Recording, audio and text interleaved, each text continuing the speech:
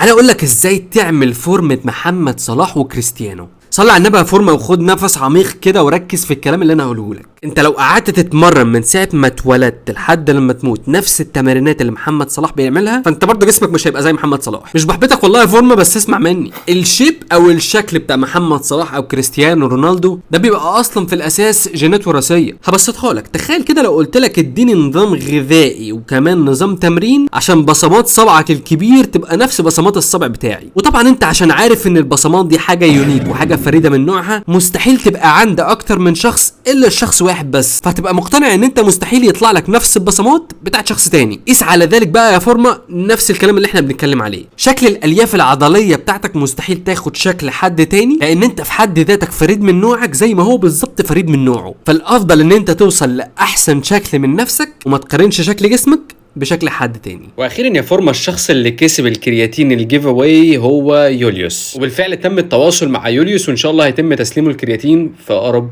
وقت. بقدم لك محتوى عن الفتنس وكمال الاجسام، فلو مهتم ما تنساش تعمل فولو.